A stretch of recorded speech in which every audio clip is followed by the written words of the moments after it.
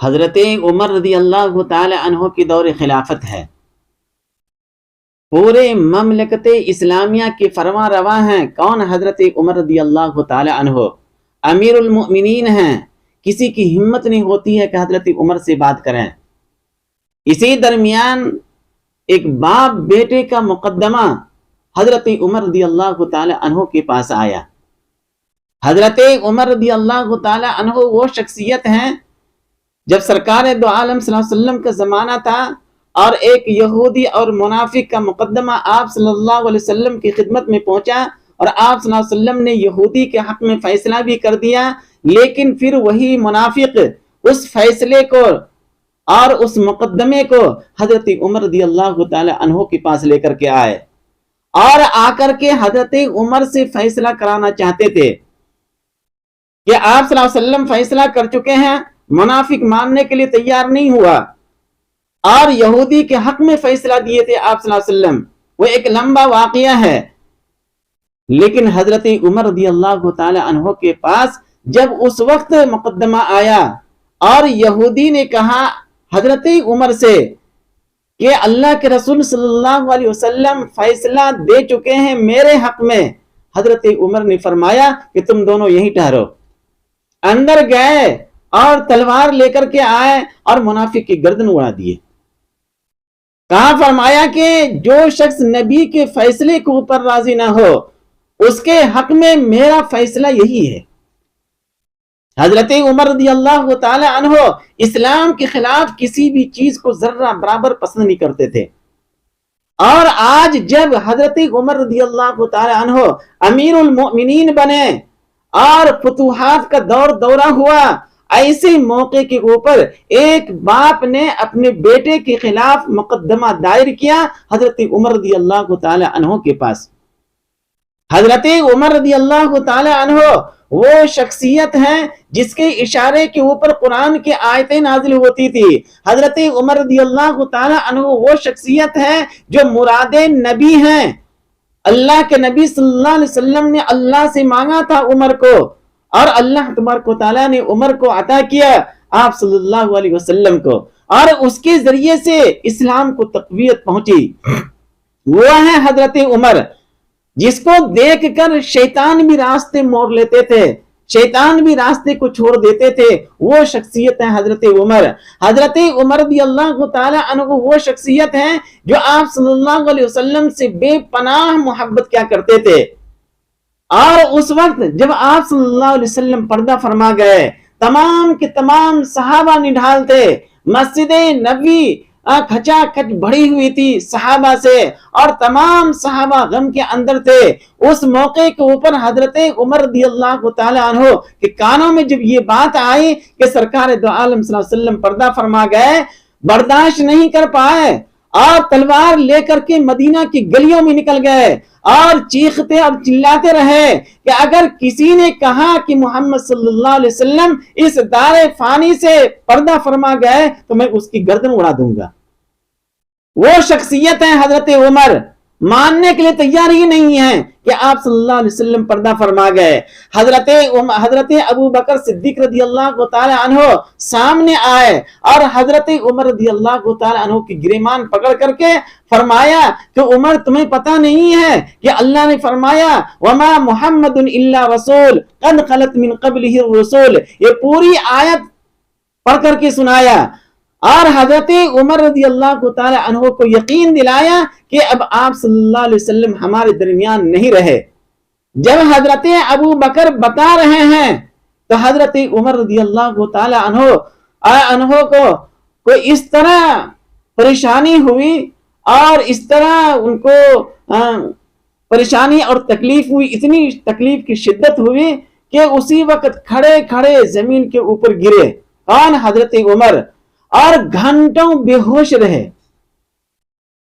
اب ان کو یقین ہوا جب حضرت عمر رضی اللہ حضرت ابو بکر صدیق رضی اللہ تعالی عنہ بتا رہے ہیں کہ آپ صلی اللہ علیہ وسلم اس دار فانی کے اندر نہیں رہے، برداشت نہیں کر پا رہے تھے کیونکہ بے پناہ محبت کرتے تھے اللہ کے رسول صلی اللہ علیہ وسلم سے۔ کون؟ حضرت عمر رضی اللہ تعالی عنہ۔ اسی عمر کے پاس یہ مقدمہ پہنچا ہے کب؟ جب حضرت عمر امیر المؤمنین ہیں، پورے خلافت اسلامیہ کے فرما روا ہیں، اور وزیر اعظم بھی وہی ہیں، مفتی بھی وہی ہیں، قاضی بھی وہی ہیں، خطیب بھی وہی ہیں، امام بھی وہی ہیں، اور کوئی الگ سے ان کی آفس نہیں تھی۔ کس کی؟ حضرت عمر کی۔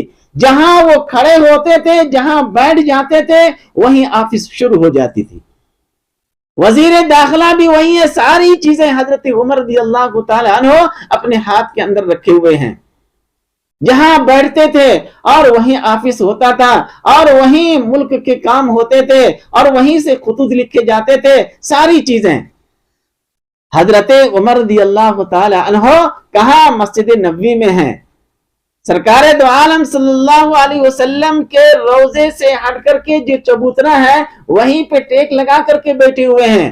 سیرت لکھنا والوں نے لکھا ہے کہ حضرت عمر وہاں پہ بیٹھے ہوئے ہیں، اور یہ باپ بیٹے پہنچے کہاں؟ حضرت عمر کے پاس، اور باپ نے مقدمہ دائر کیا اور کہا کہ امیر المؤمنین، یہ میرا بیٹا ہے، اور یہ میرا بیٹا باپ کا حقوق ادا نہیں کرتا ہے، میرا بیٹا نافرمان ہے، اسے آپ سزائیں دیں یا اسے سمجھا دیں، دو میں سے ایک کام کریں۔ حضرت عمر رضی اللہ تعالی عنہ سے کسی کو ہمت نہیں ہوتی تھی اس طرح بات کرنے کی، لیکن چونکہ وہ صحابی تھے اور آئے اور مقدمہ دائر کیے۔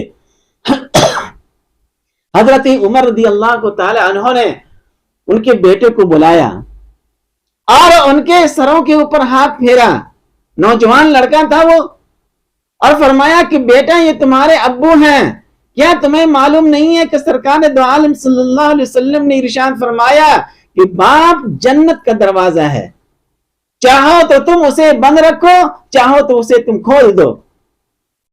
وہ لڑکا سن رہے ہیں، مقدمہ دائر کیا ہے باپ نے کہ میرا بیٹا نافرمان ہو گیا ہے، میری باتوں کو نہیں سنتا ہے، اور حضرت عمر رضی اللہ تعالی عنہ ان کے بیٹے کے سروں کے اوپر ہاتھ پھیر رہے ہیں اور پوچھ رہے ہیں، بیٹا تم باپ کی نافرمانی کیوں کرتے ہو؟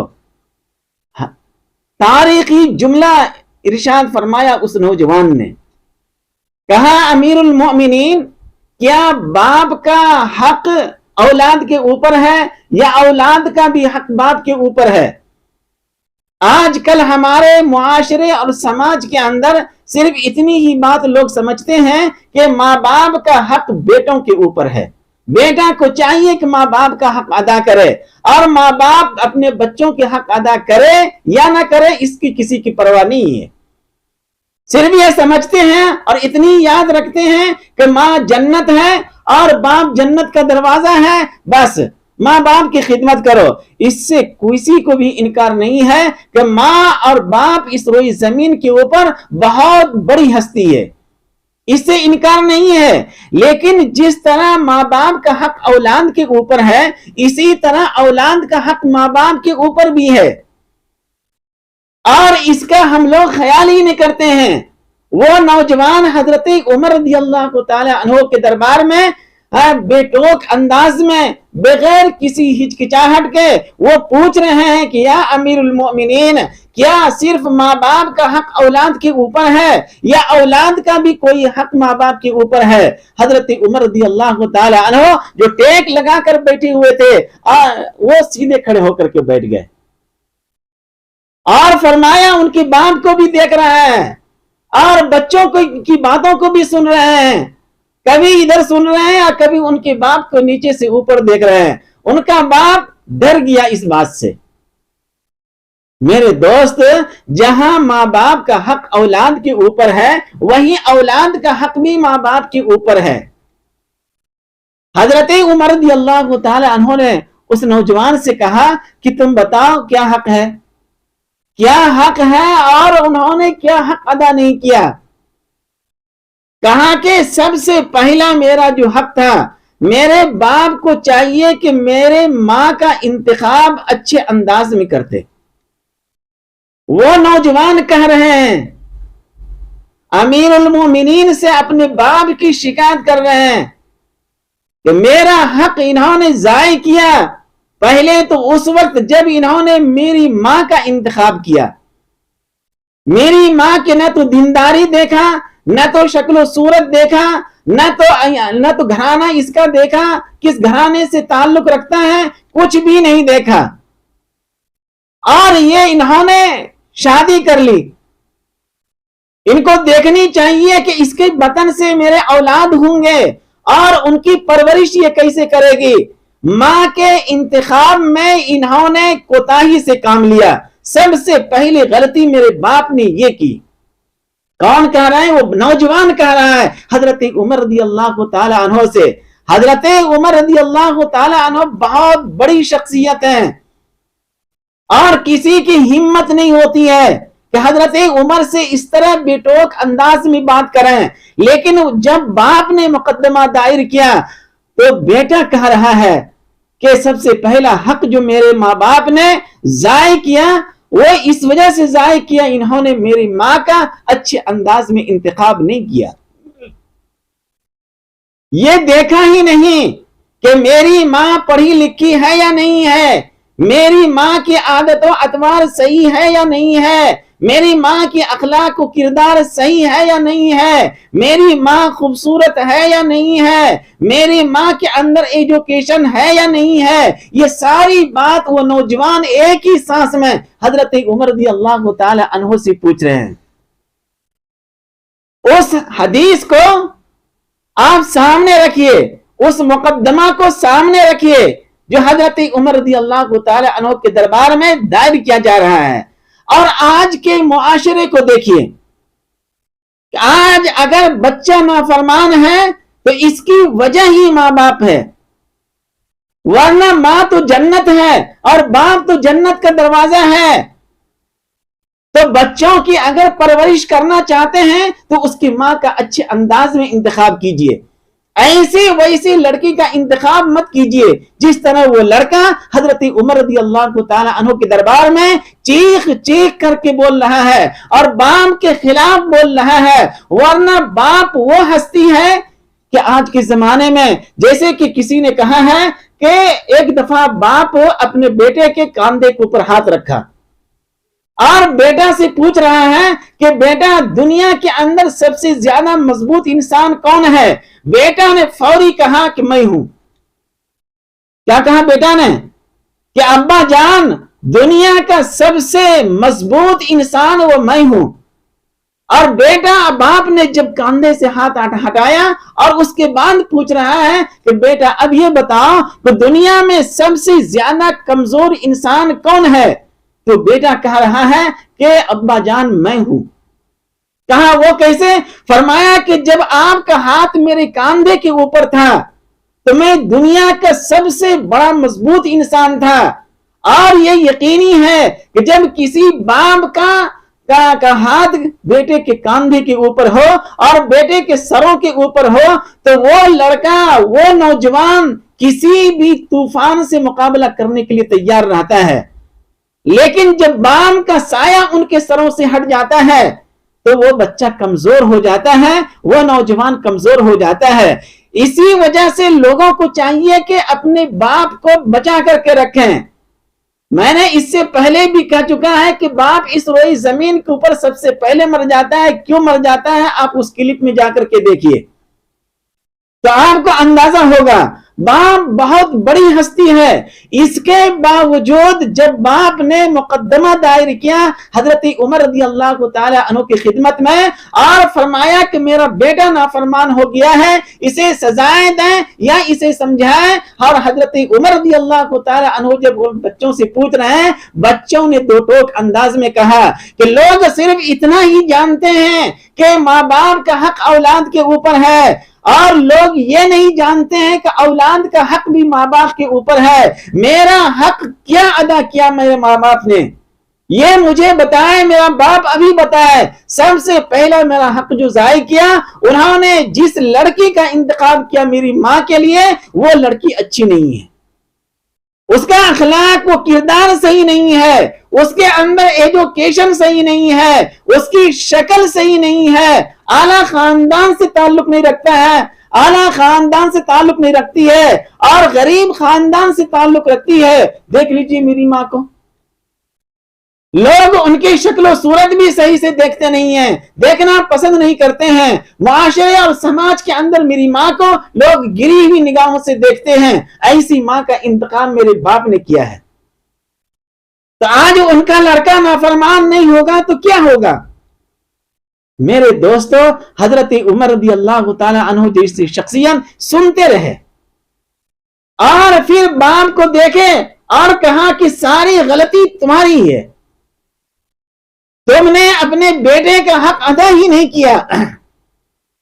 اور جب آپ اس عمر کے اندر پہنچ چکے ہو تو تم چاہتے ہو کہ تمہاری اولاد نیک اور صالح بنے اور وہ تمہاری خدمت کرے، وہ تمہاری باتوں کو مانے.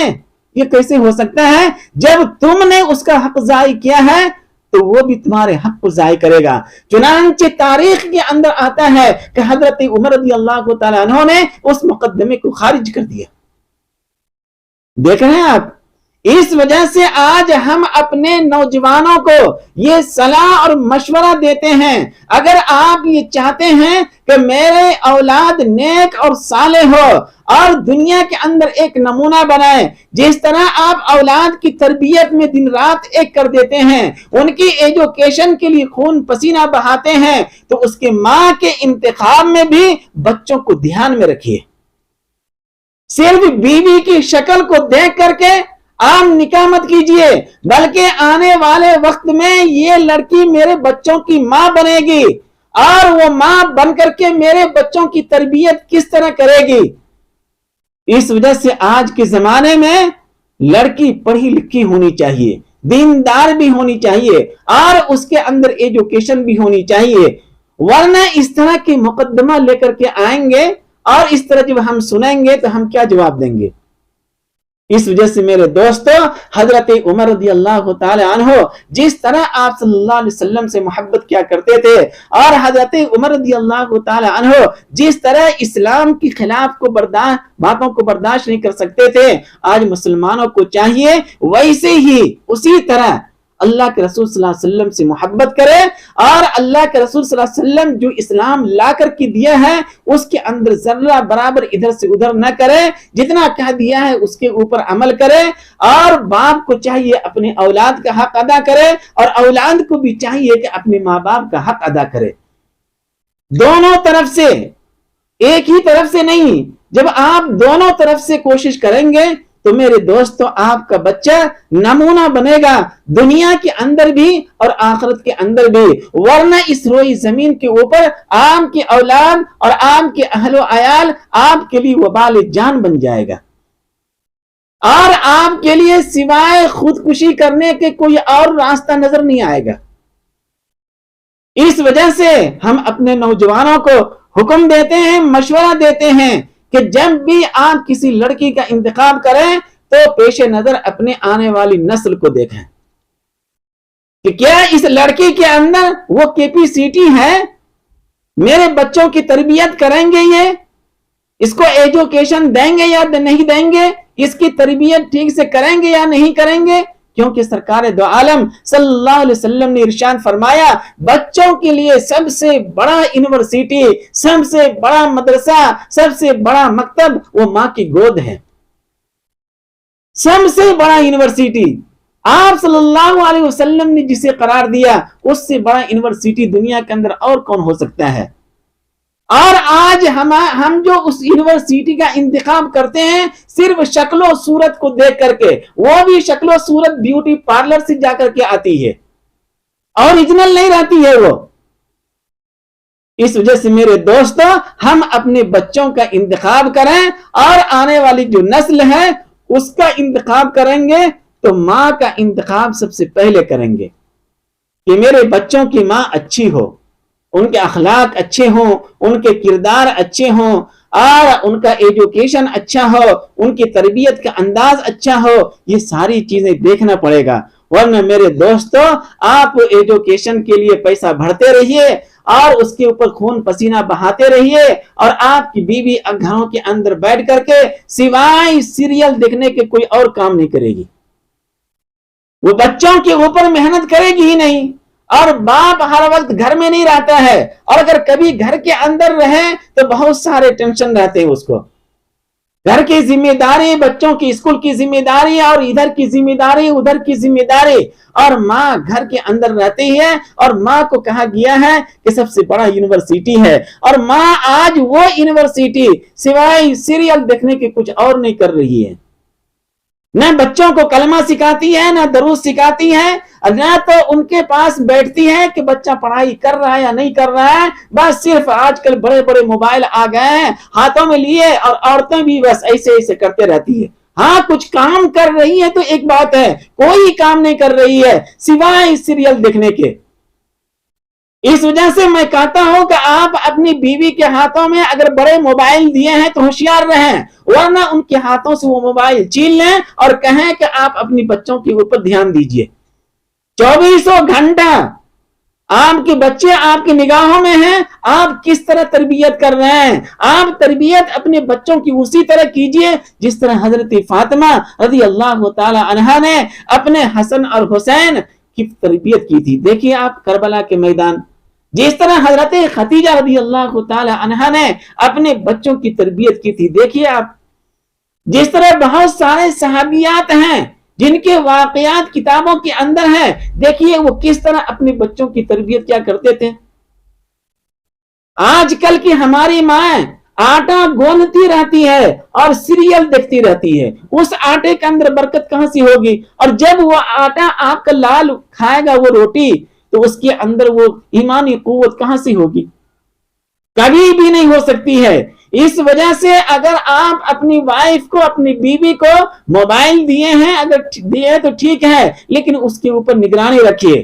اگر اس کی حرکت اسی طرح رہے تو اس موبائل کو چھین لیجئے اور کہیے کہ آپ کو اللہ کے رسول صلی اللہ علیہ وسلم نے سب سے بڑا یونیورسٹی قرار دیا ہے، آپ اپنے بچوں کے لیے تربیت گاہ بنیے۔ تو دیکھیے آپ کا بچہ معاشرے کے اندر، سماج کے اندر، ملک کے اندر نام روشن کریں گے، اور پھر دنیا سے جانے کے بعد آخرت کے اندر بھی ذخیرہ آخرت بن جائیں گے آپ کی یہ اولاد۔ ورنہ میرے دوستو سوائے افسوس کرنے کے کچھ بھی نہیں ہوگا، اور اس وقت جو افسوس کریں گے آپ، کہتے ہیں جب چڑیا چگ گئی کھیت تو اب پچھتائے کیا ہوا، کچھ بھی نہیں ہوگا سوائے آنسو بہانے کے۔